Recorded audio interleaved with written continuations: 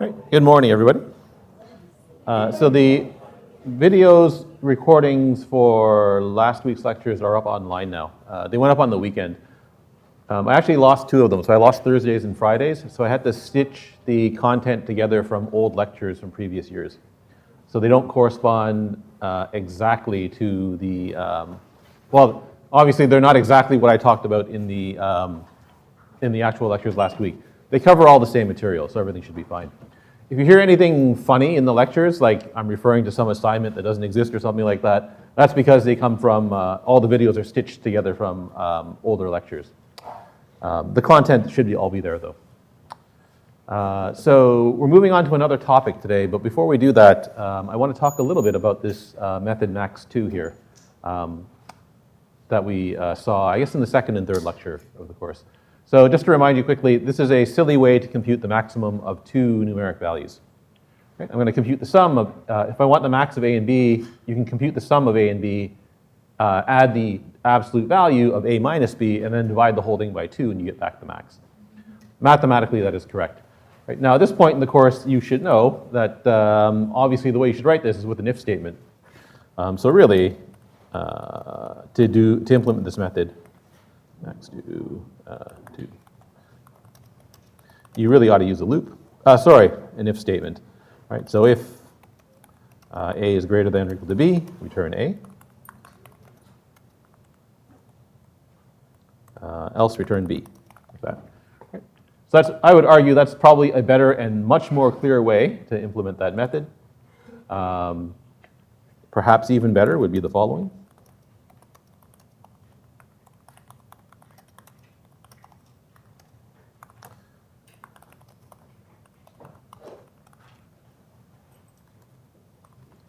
So if you poke around in the math class, which is in the package java.lang, you'll discover that there are a bunch of methods called max that operate on primitive numeric types. So there's a version for ints, there's a version for long, there's a version for double, and so on and so on and so forth. So if you happen to know that method exists, you should probably use that one, right? It's been written by professional programmers, it's been tested ad nauseum, so it probably works. You can do yet another version of max. And so I haven't shown you this yet. What do I have? 2 also, I don't know. Again? Oh, sorry.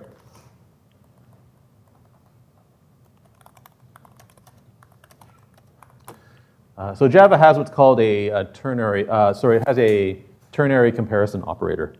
So I'm just going to write the code first and I'll explain what's going on.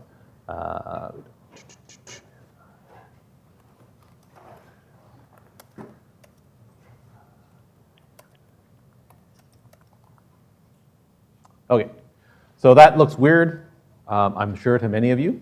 So the way you read this is, so all of this produces a value, right? So in this case, it's going to produce either A or B. And so the way you read this is, there's a condition here, right? So is A greater than or equal to B, right? Followed by a question mark, right? So if A is greater than or equal to B, then the value that is produced is the value that's after the question mark, right? If the condition is false, then the value that is produced is the value after the colon. So that's just a short form of writing that. Well, I guess it's more precisely, it's the short form of writing that. Well, hang on, I guess more precisely, it's the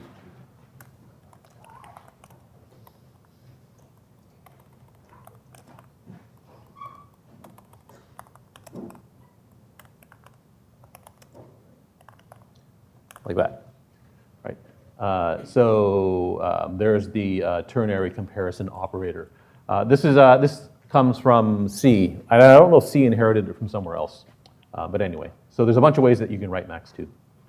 The last 3 are correct. So that one's correct, this one is correct, and this one is correct. But I claim that the first one is not correct, right? So if I run the first one, which is down here, I'm running it with 3 and minus 5. I get 3, which is good, right? But you can easily come up with values where this thing does not work. And you should also understand why it doesn't work now, right? And so to compute the max of 2 values, I'm computing a sum using int, right? I mean, you know that the sum, or any arithmetic operation involving int, can result in overflow. Right? You can either end up past the maximum value or less than the minimum value. So if you plug in two values of a and b that are large, this is going to fail. So if I change a to, say, somewhere around 2 billion, 1, 2, 3, so that's 2 milli. I'm going to write it this way so it's a little easier for you to read. 1, 2, 3. So remember, integer max value is a little bit over 2 billion. So if I make b like 1 billion, the sum is 3 billion, and this will fail.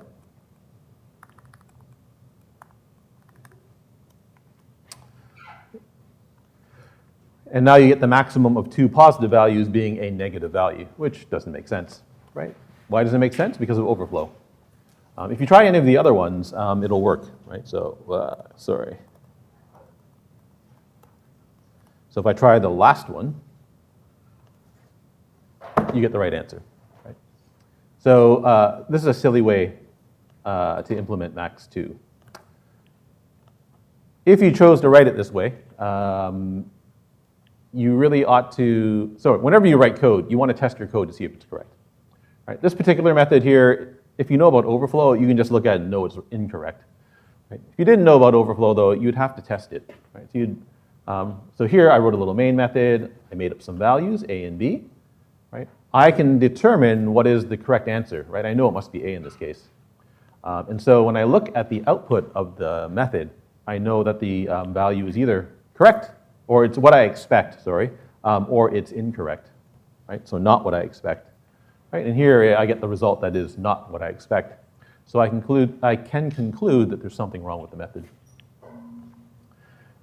Now I've got a bunch of versions of max2 in this class, so if I wanted to test them all using a main method, I now have to stick in some more code and write code for each individual method.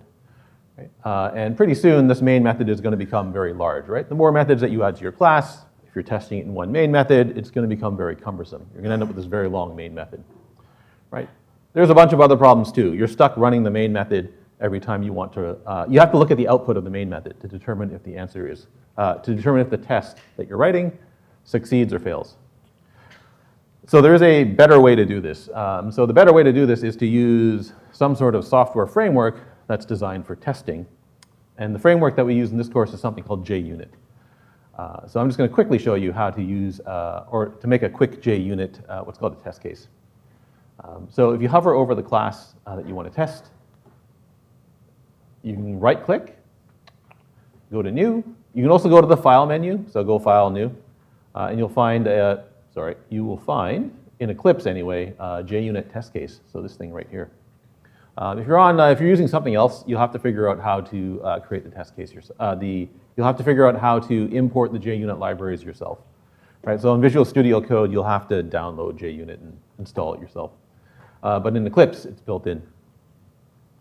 So here I want a JUnit 4 test case. There is a JUnit 5, so Jupyter is JUnit 5. Don't use JUnit 5. It uses, after this course, use JUnit 5. For this course, you should probably use JUnit 4. JUnit 5 uses features of the course that we don't actually cover. Features of the language that we don't actually cover in the course. So stick with JUnit 4 for the purposes of this course. And it asks you what class would you like to test. Well, I'd like to test some of the methods in lecture 2. Click Next, and it'll show you a list of stuff like, so which method would you like to test? I don't want to test them all, I just want to test max2. So I'm going to click that, I'm going to click Finish, and it produces a class for you. Right? And it's called lecture 2 test.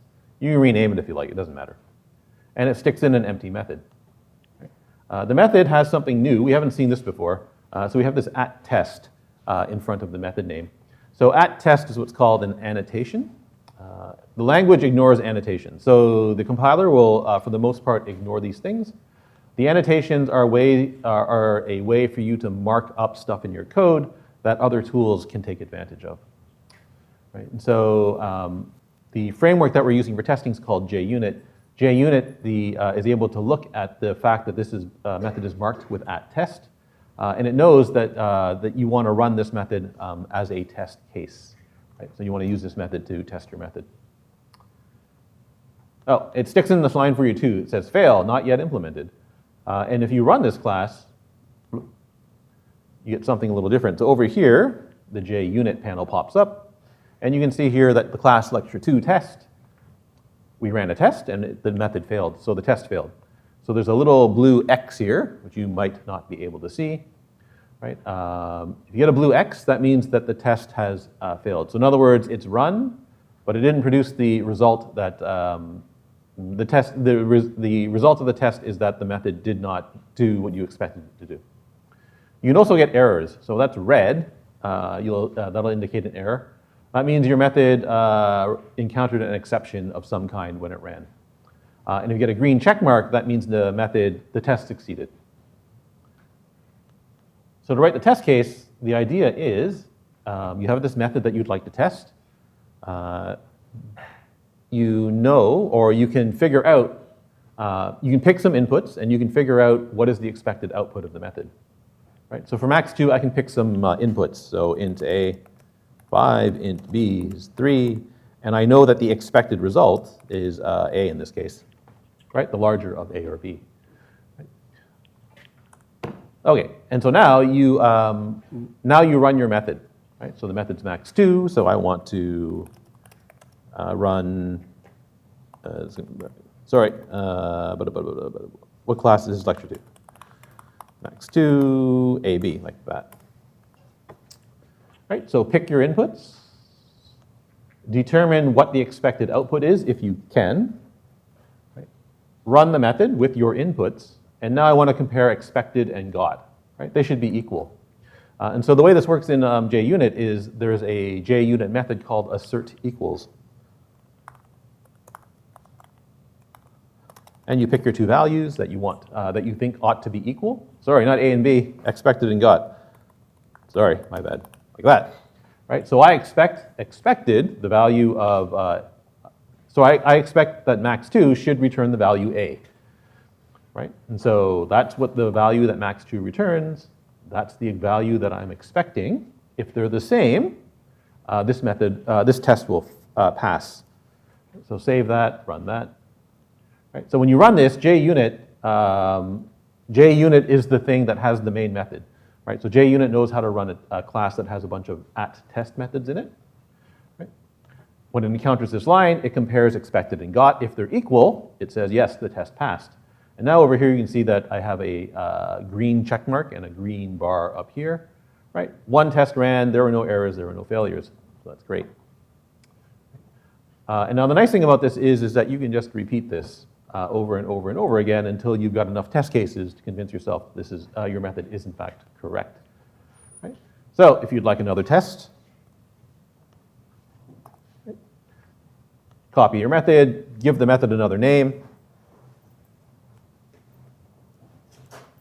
Okay, so I'm going to test max2. I'm going to use the underscore to mark the method, to mark the different methods. They're all testing the same thing. So it's always the same method under test in this case. So I'm just going to go and label them _1, _2, and _3 for each individual test that I'd like to run. All right, I'm going to plug in the large numbers now.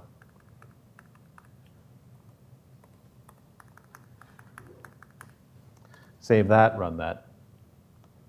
Right, and now you've got the failing method. Now you've got a failing test up here. Right, if you go down here, you even get a message as to what happened. Right? So it says, I expected 2 billion, but the answer I got was minus, I don't know what number that is, minus something. Right? And so you get a little message indicating why JUnit thinks the test has failed. Right?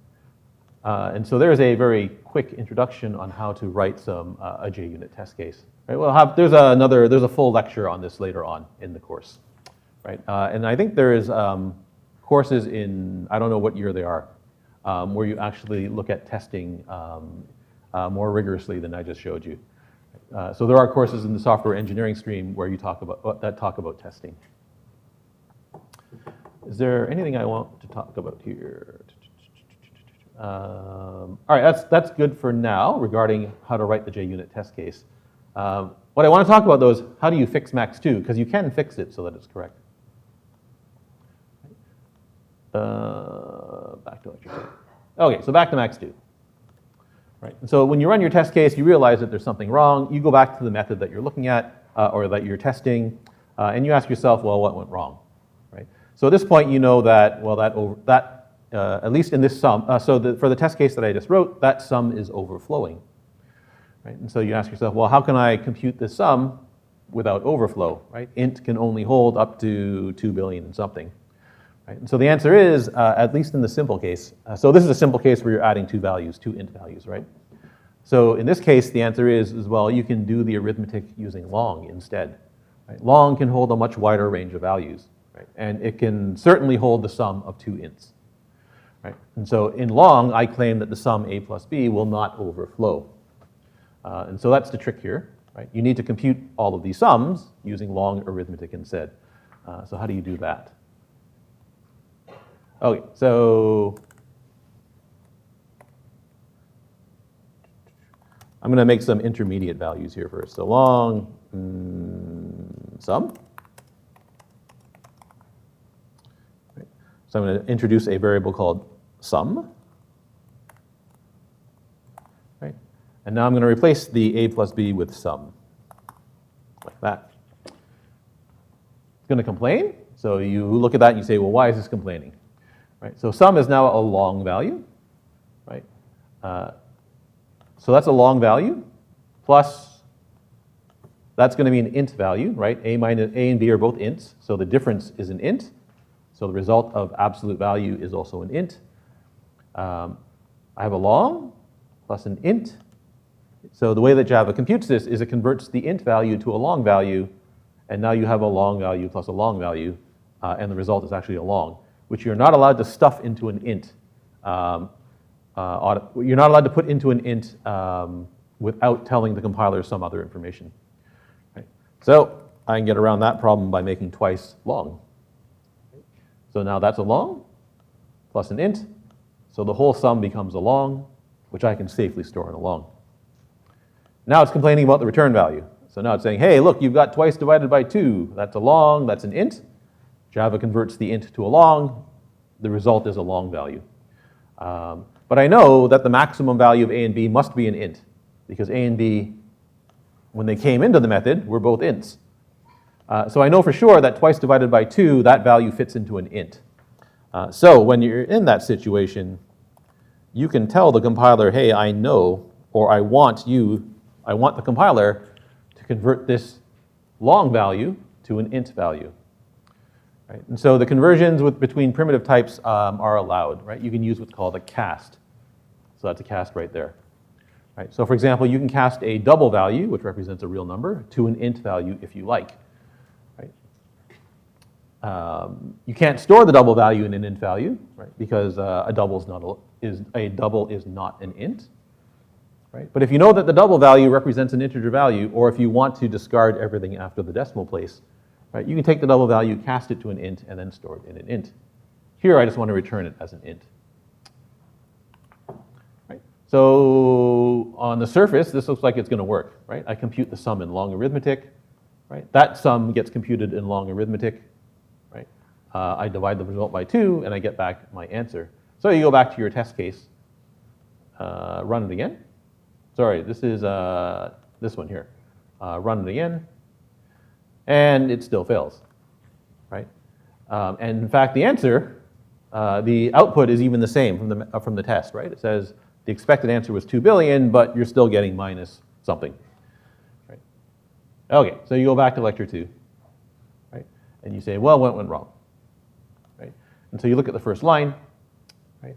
And you see that the sum of a and b is being computed here. Right? You say, oh, wait, I remember how Java does this. Right? A is an int and b is an int. Java uses int arithmetic to compute the sum, which is not what you want. Right? You want the sum of a and b to be computed using long arithmetic.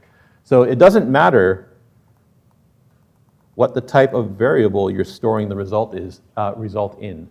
Right? The operation, that does not determine how the operation is computed. Right?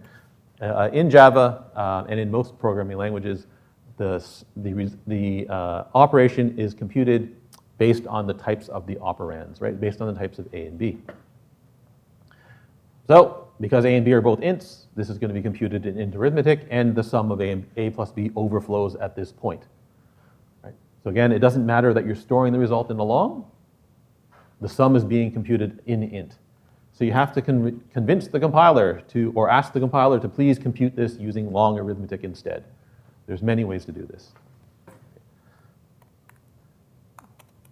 So one is to stick in 0 as a long value at the front. This is like putting in the empty string when you're doing string concatenation.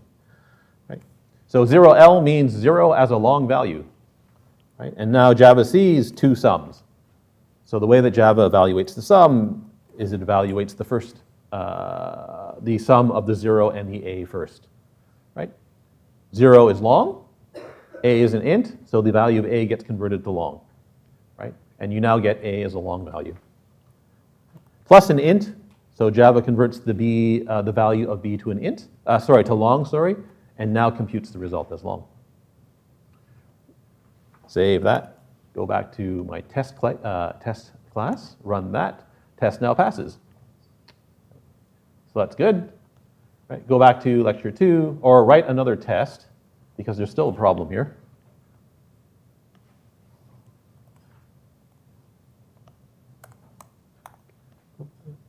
Test 3, right? And so if I go back to lecture 2, there's another result that can overflow. Right? There's that a minus b sitting inside brackets.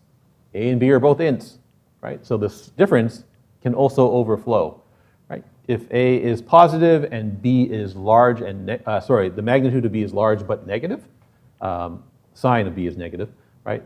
That will overflow on the positive side. If a is negative, and b is also negative, this can overflow on the negative side. So for example, if we make a minus 2 billion and b minus 1 billion, the expected value is now b, right? Minus 1 billion is greater than minus 2 billion. Now the third test case will fail. Well, third test case did not fail.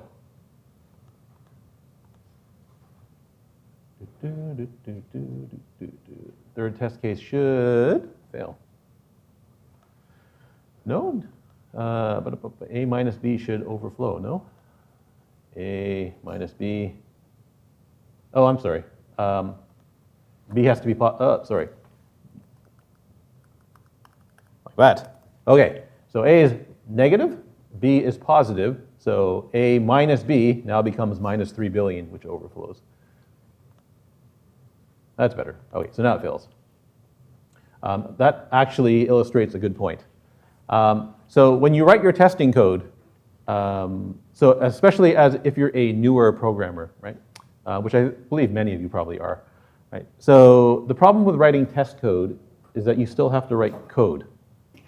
Right? If you're a relatively new programmer and you are prone to making, well, mistakes like this, right?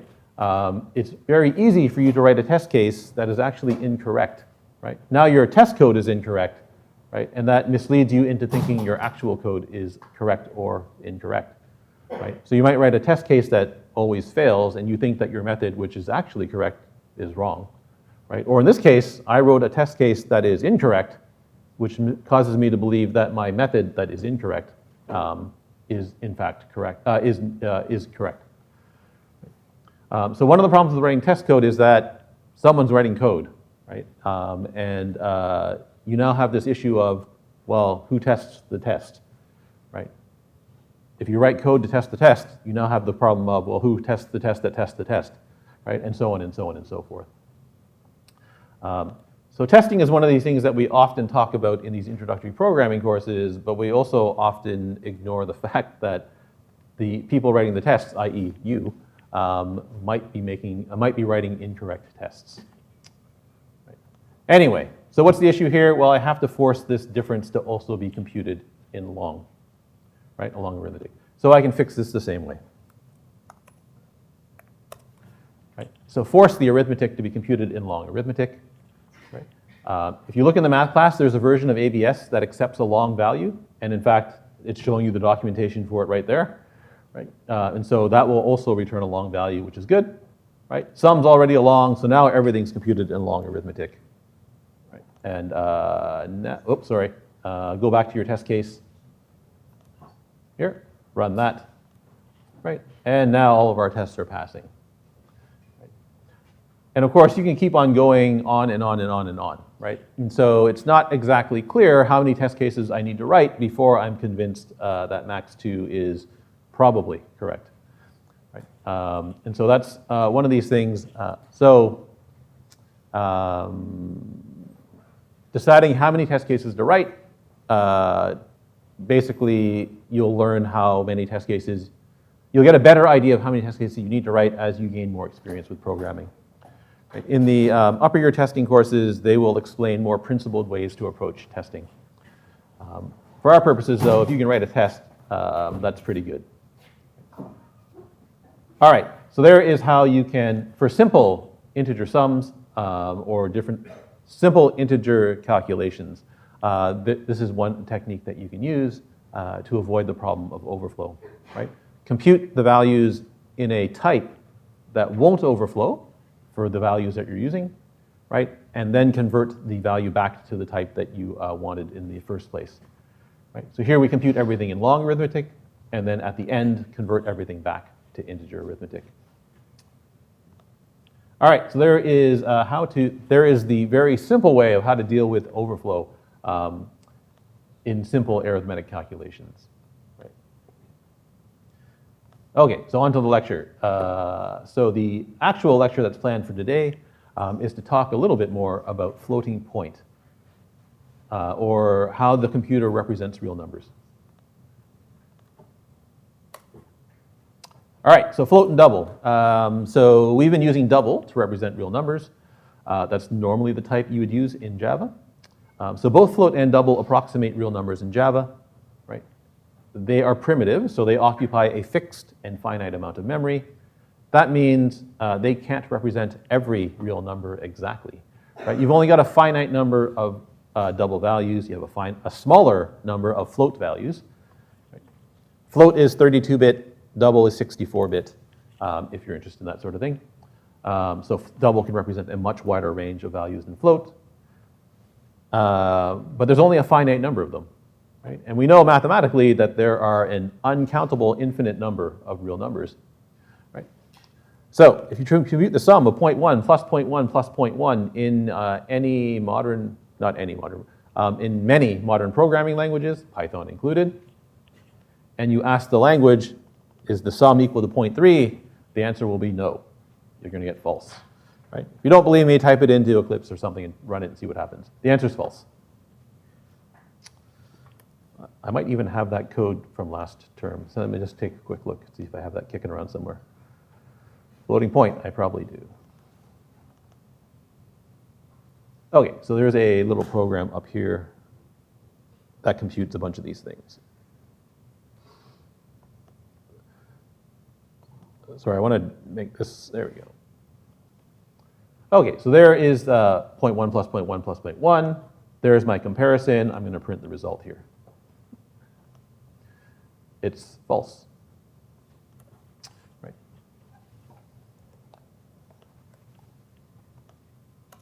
Oh, sorry. All right, here's that class that I just showed you. Right. So what I'm going to do in the class is I'm going to I have this method called allDigits. And so up here, there's my method called allDigits. It's going to return the digits of a number as a string. Right? So there's my double value here. And so the way that I'm going to get the actual digits that are being used internally, so the actual, sorry, that's not entirely true. The way that I'm going to get the base 10 representation of the actual binary digits that are being used to represent the number, I'm going to use this class called Big Decimal. So Big Decimal is a Java class that can perform what's called arbitrary precision floating point arithmetic.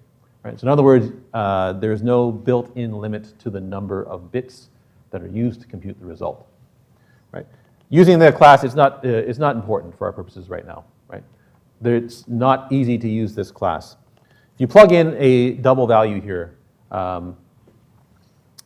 Big Decimal still uses a finite number of bits to represent the value, right? But it's more bits than than double has on its own. Right? I'm going to ask for the string representation of the value. Right? So I'm going to ask for what are the base 10 digits of 0.1, right? What are the base 10 digits of 0.1 plus 0.1, and so on and so on and so forth. right? And when you run that, you can see what the problem is, right? 0.1 is not 0.1, right? It's 0.1, bunch of zeros, and then you start to see some non-zero values, right? So it's not exactly 0.1.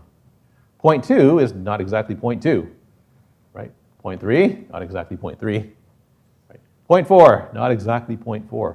Oddly enough, 0.5 is exactly 0.5, or seems to be exactly 0.5. Right? Even weirder, right? So that 0.3 there is not 0.3, right? It's the sum of 0.1 plus 0.1 plus 0.1. Right? That's what the computer thinks 0.1 is, and if you add or you multiply that result by 3, you do not get that. Right? So, oh, sorry. Come back, please. Here, right? So 3 times that number is not that number there, I don't think. It's not exactly that number there, which is also weird. And 0.3 is 0.299999999, blah, blah, blah, blah, right?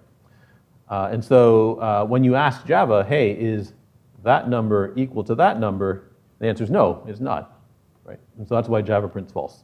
Even though mathematically the sum is, that sum should be exactly equal to 0.3. Okay, so the output from that program is actually a little bit misleading. So when you're using the type called double, you really only get between 15 and 17 significant digits when you write the number in base 10. Right? So internally, it's using 64 bits, right? 64 zeros and ones. Right? When you convert that value to double, you only get back 15 to 17 significant digits. That program is printing out many more than 15 to 17 significant digits. Right?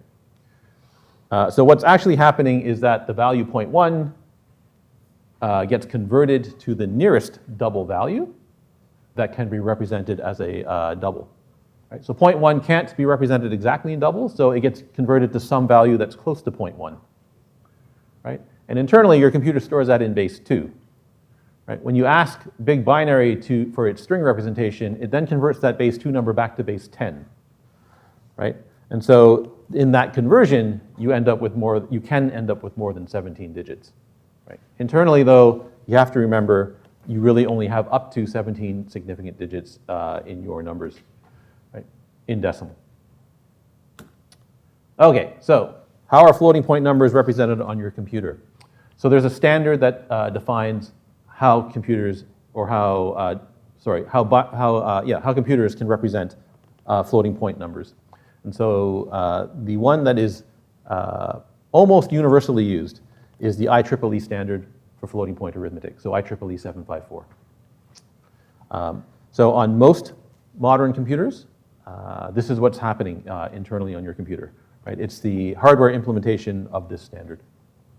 Now, the details of this are way beyond the scope of this course. Right? So it took multiple or many PhDs and professional engineers to work out the details of this standard. So obviously, we're not interested in going to that level of detail in a first-year programming course. Right? What you do need to know, though, is that every floating point number has that form right there. Right? So on your computer, on a modern computer anyway, every floating point number is written or can be expressed as s, so that's an integer value, right? Multiplied by 2 raised to some power e, where e is also an integer value, right? So everything's actually an integer value, right? Integer times 2 to the power e, where e is also an integer, right? S is called the significand, e is called the exponent. All right. So how do you get numbers? So if that's the case, how do you get numbers with decimals in them? Well, you can make e negative, right? And then it becomes, then you're dividing by 2 to some power, right? And that's how you get the decimal point, or values, fractional values, right? So I think that the program demonstrates that you can't actually write 0.1 in floating point, right? And so can you prove this given this piece of information here? And the answer is yes, and you should be able to do this. Right? Am I going to ask you to do this? No, I'm not going to ask you to do this, but you should be able to understand this proof. Right? Okay, so I'm going to do this as proof by contradiction. Right? So I'm going to assume that I can find an s and an e, both integers, such that this equation is true. Right? Of course, in this case, e has to be negative, right? Because this value here is less than 1. So if that's an integer times 2 to the some integer, right, that value there has to be less than 1 in order for me to get a value that's less than 1 on the right-hand side. So I know that e is going to be negative. All right, so let's just do some arithmetic. So s times 2 to the e is equal to 0.1. That's what I'm going to assume. Right? So I'm going to get rid of the decimal point. I'm going to multiply both sides by 10. Right? So that becomes 1, and that becomes 10 times s. Right? I'm going to divide both sides by the 2 to the e. Right? So 10s is equal to 1 over 2 to the e. Remember, s is an integer. Right? I know that e is negative. Right? So instead of writing this as 1 over 2 to the e, I can just write this as 2 to the minus e. Right? Remember, e is negative. So this is 2. Oh, sorry. So the thing on the right-hand side is going to be 2 raised to the absolute value of e. Right? In other words, 2 times 2 times 2 e times on the right-hand side. Right? What's on the what's on the left-hand side? Well, there's a 10, and that's 2 times 5. Right? I don't care about s. S is some integer. Right? All that matters is the fact that there's a 5 on the left-hand side. There's no 5 on the right-hand side. Right? What do I have? I have the prime factorization on the right-hand side. Right? What's on the left-hand side? There's a 5. Right? Therefore, the prime factorization of the left-hand side includes 1, 5. Right? Prime factorization of the right-hand side includes only 2's. There's no way that this can be true.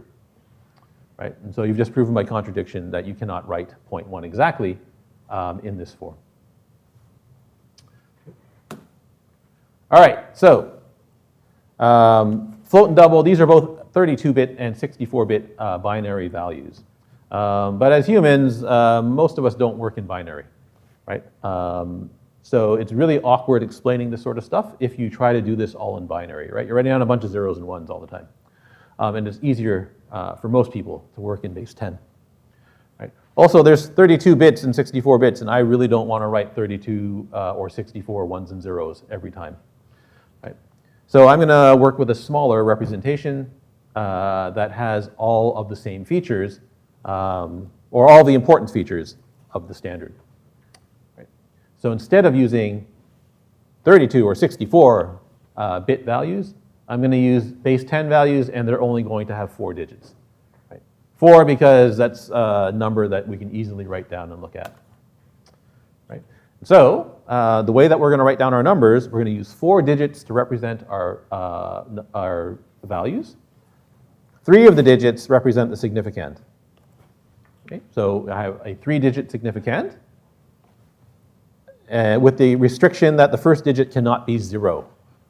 Right? So the smallest significand is 100 in our standard. Right? So D is 1 through 9, D2 and D3 can be 0, or 0 through 9. The exponent is going to be a value between minus 5 and, the exponent is going to be a value between 0 and 9. Right? We're using base 10. I need to get negative exponents. And so the way that we're going to do that is we're going to subtract 5 from the exponent. Right? So that gives me some positive values and some negative values. Right? So E ranges from minus 5 to 4. Right? That looks funny to you. I mean, that's just the way it is. This is actually how the IEEE standard works, except everything's in binary instead. Right? So 3-digit significand, right? 1-digit exponent, right?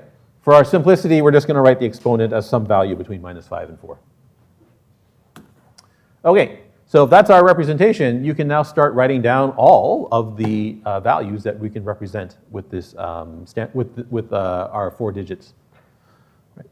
Okay, so the smallest value, smallest value greater than 0 that I can write down, right, is the smallest significand followed by the smallest exponent, right? So the smallest significand is 100, right? Smallest exponent is minus 5, right? And so in decimal, that is the value 0.00100.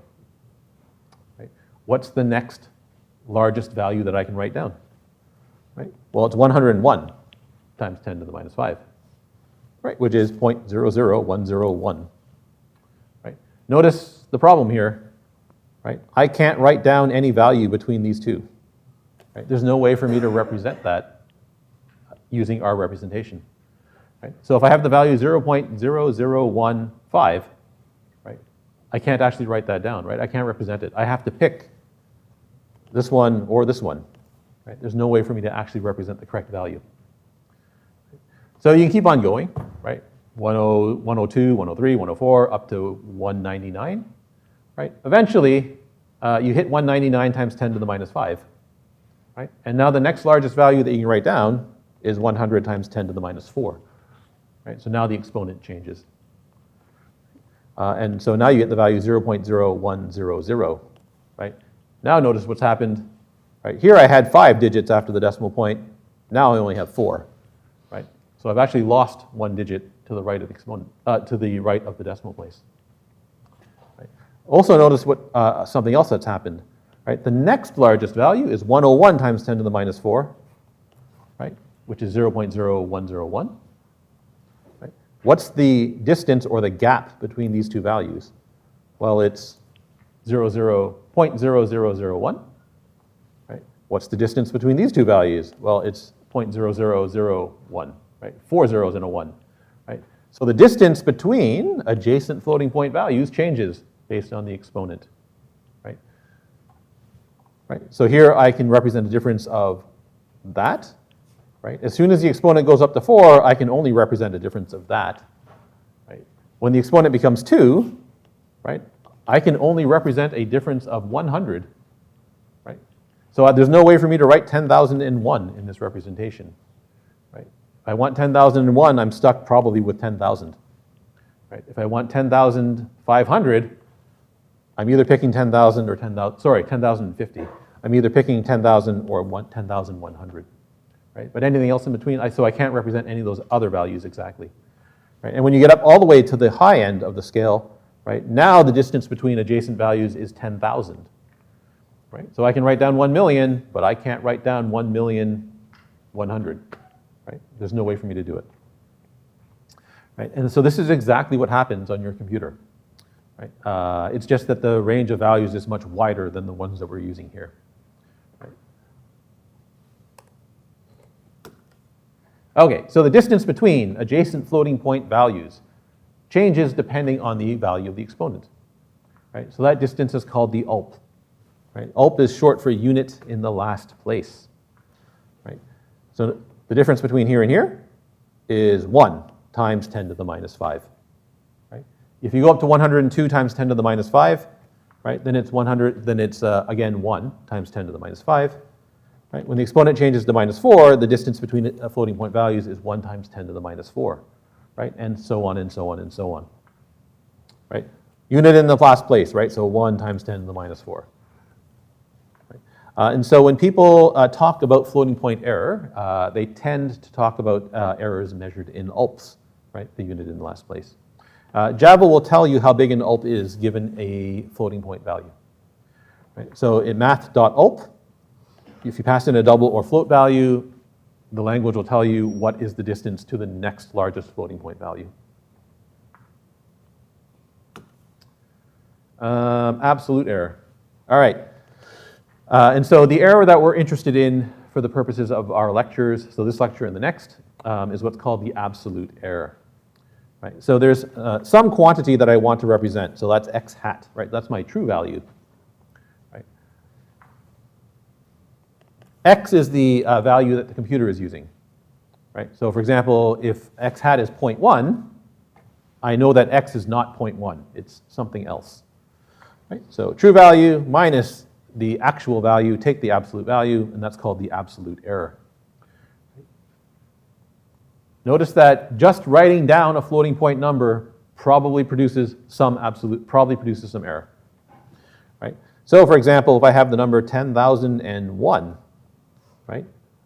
I can't represent 10,001 exactly in this format.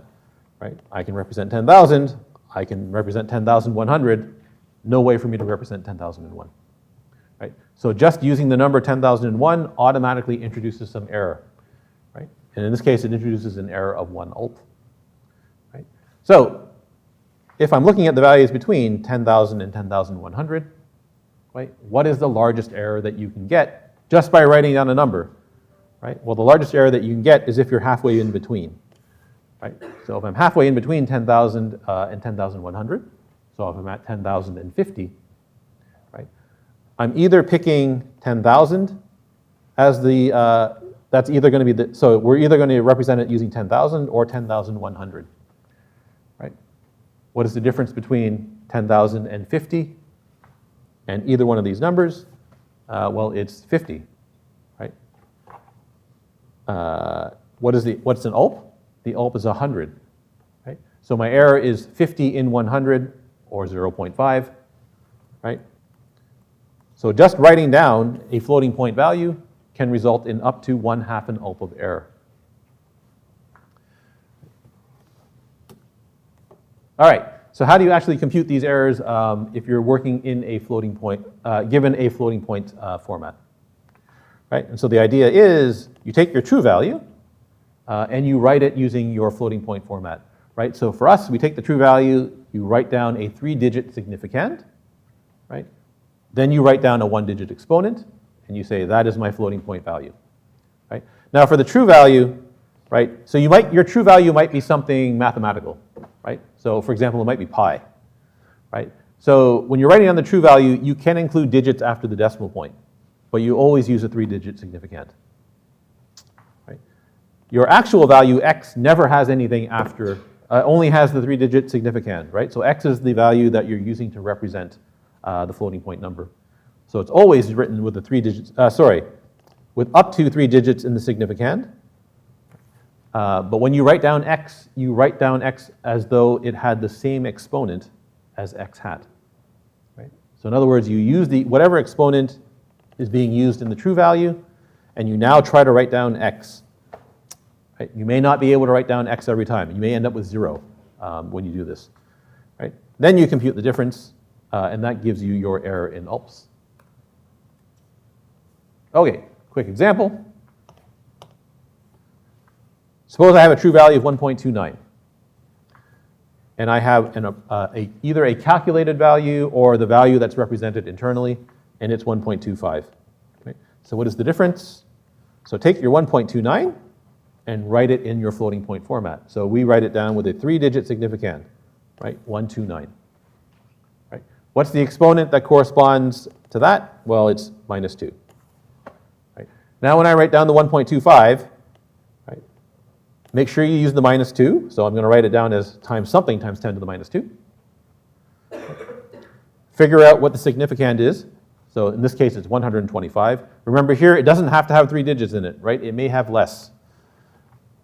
So you're going to write it down with 3 digits here. Compute the difference, right? That's 4 times 10 to the -2, right? That number 4 is the error in ULPs, right? And so this is 4 ULPs of error. Right? Another example, this time with a smaller value x. Right? So 12.1 written down in our floating point format is 121 times 10 to the -1.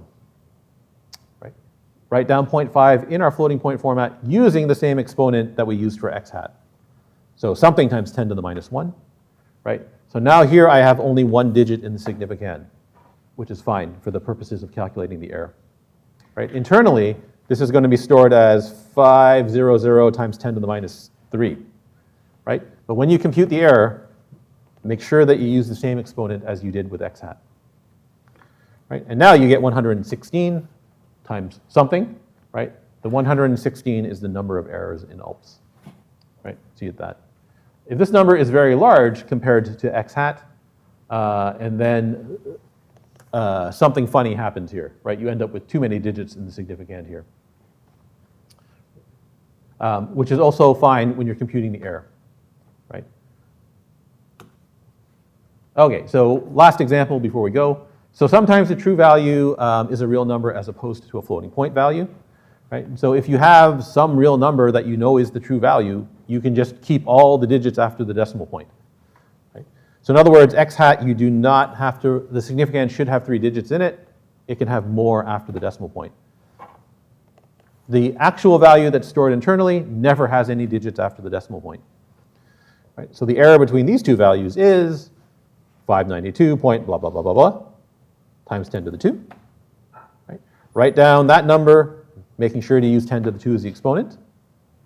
So this is 589. Now compute the difference, right? And your error in ULPS is something times 10 to the 2, right? The error in ULPS is the something, right? So 3.875603 ULPS in this case. Right? I think we're out of time, so I'm going to stop there, and we'll continue this lecture on Thursday. Oh, before you go, there's no class on Friday this week. I'll put an announcement on OnQ. I have to go to an appointment of some kind.